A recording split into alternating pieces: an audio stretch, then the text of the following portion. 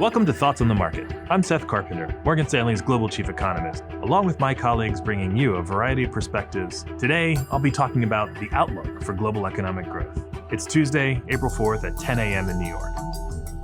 How is the outlook evolving after one quarter of 2023? The key trends in our year-ahead outlook remain, but they're changing. The spread between Asian growth and the rest of the world is actually a bit wider now. And within developed market economies, downgrades to the U.S. forecast, largely on the back of banking sector developments, and upgrades to the euro area, largely on the back of stronger incoming data, now have Europe growing faster than the U.S. in 2023.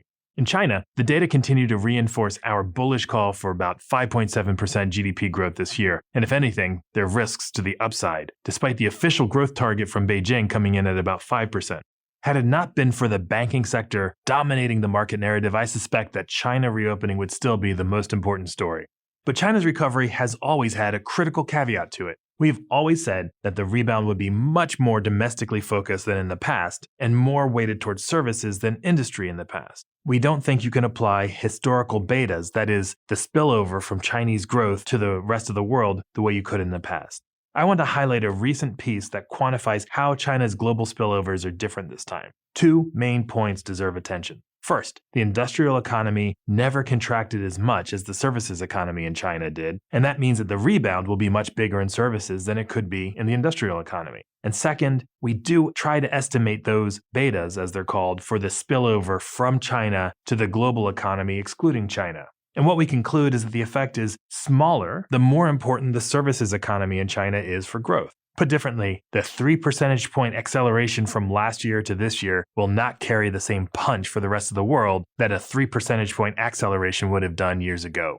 The modest upgrade we've made to the euro area growth is not, as a result, supported by the China reopening, but instead it's coming from stronger incoming data that we think reflect lower energy prices and more sustained fiscal impetus. The modestly stronger outlook, though, doesn't change the fact that the distribution of likely outcomes over the next year, it's skewed to the downside. 7 months from now, Europe will be starting the beginning of another winter, and with it, the risk of exhausting gas inventories. And with core inflation in the euro area not yet at its peak, stronger real growth is simply a reason for more hiking from the ECB.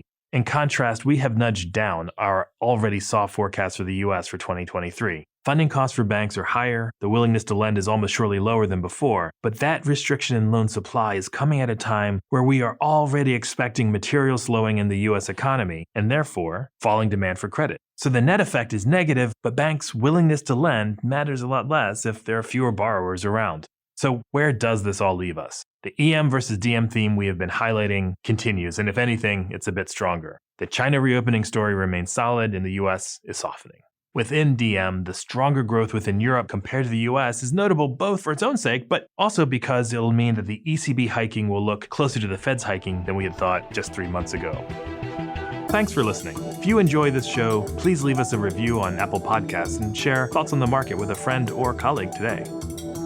The preceding content is informational only and based on information available when created. It is not an offer or solicitation, nor is it tax or legal advice. It does not consider your financial circumstances and objectives and may not be suitable for you.